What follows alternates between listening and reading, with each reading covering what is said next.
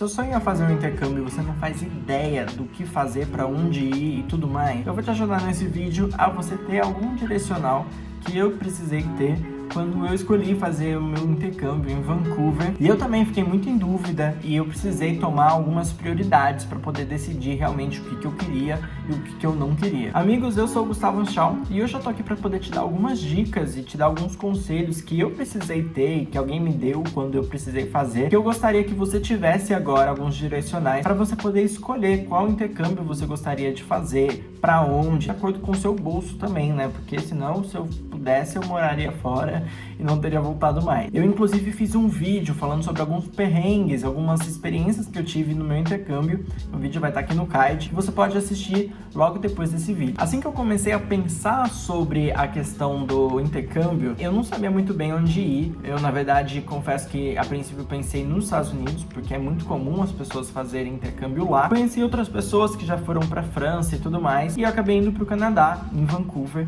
E o que eu precisei fazer? Primeiro, eu olhei para a moeda do dia, porque lá não vão considerar que aqui custa tanto e vão converter para lá custar mais barato, entendeu?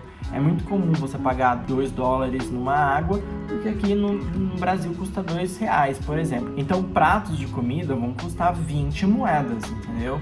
É muito comum isso acontecer e você precisa levar isso em consideração. Se você comparar os Estados Unidos com o Canadá, por exemplo, o Canadá, o dólar canadense custa um pouco mais barato e, consequentemente, a vida acaba sendo um pouco mais barata também. Isso não é uma regra, principalmente quando você mora, tipo, na fronteira. No caso, isso funcionou pra mim, porque Seattle era bem pertinho ali, você pegava um ônibus de 2 horas, você já tava lá. E aí, coisas que custavam, por exemplo, $60 nos Estados Unidos, lá custava 63 para compensar essa moeda. Mas geralmente não é assim não, tá? A comida do dia a dia, essas coisas costumam custar sempre o mesmo valor. Outra coisa muito importante mesmo, que decidiu para onde eu ia, era a questão do tempo. O tempo que eu ia ficar e o clima. Eu fiquei, por exemplo, 6 meses, né? Então eu precisei considerar quando que ia acontecer, quais eram as estações e o que eu ia precisar levar. E aí eu, que estava em dúvida se eu iria para Toronto ou se eu ia para Vancouver, tive que dar uma pesquisada. Eu cheguei à conclusão que em Toronto eu ia passar de 40 graus negativo para 40 graus positivo, sabe? E, poxa, 6 meses eu colocar uma mala, como que eu ia carregar tanta roupa? Em Vancouver eu já descobri que era muito mais ameno, que era mais fresquinho, não nevava tanto. Eu, por exemplo, nem cheguei a ver neve. Eu fui no fim de março e fiquei até setembro, mais ou menos. Então eu peguei o fim do inverno, a primavera e o verão. E o verão lá era muito quente. Dava 20 graus, mas eu cheguei a me queimar lá, de verdade. Se você não sabe falar nenhuma outra língua estrangeira, isso também não é um problema. Porque qualquer lugar que você for, tem escolas para poder te ensinar. Eu conheci pessoas do mundo todo que não falavam nada de inglês, só falavam a língua nativa. E em pouquíssimo tempo, tipo questão de meses, eles já conseguiam se comunicar, mesmo que não falavam perfeito, mas eles conseguiam se comunicar, o que é muito interessante, né? É uma forma rápida. Muita gente, quando tá procurando algum lugar para intercâmbio, quer fugir de brasileiros, né? Para poder falar mesmo a língua. E eu concordo muito com isso. Eu evitava no meu intercâmbio ao máximo de poder falar português. Eu queria muito me forçar no inglês para poder aprender cada vez mais rápido. Só que aí que tá o detalhe. Brasileiro tá em todo lugar. Então, assim, se você for tentar fugir, você não vai para lugar nenhum. Fica aqui no Brasil mesmo. Eu tinha amigos brasileiros que eu falava inglês com eles, por exemplo,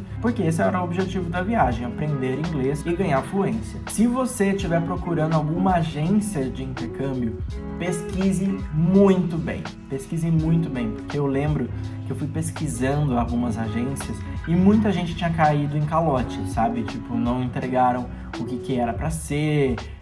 Então, tomem cuidado. Eu não tenho nenhuma indicação para fazer para vocês, deu certo a minha viagem, mas eu vi que a mesma empresa teve alguns problemas com outras pessoas, então eu tava bem preocupado antes de viajar. A experiência que eu tive foi extremamente positiva, eu sonho até hoje que eu às vezes estou por lá.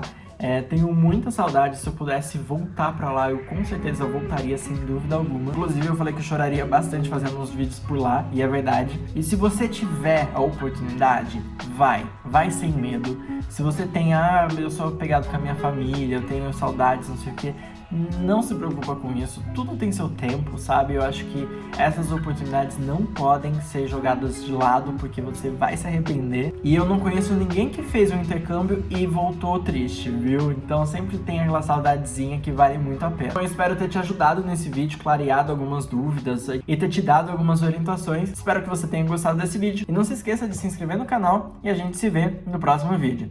Tchau!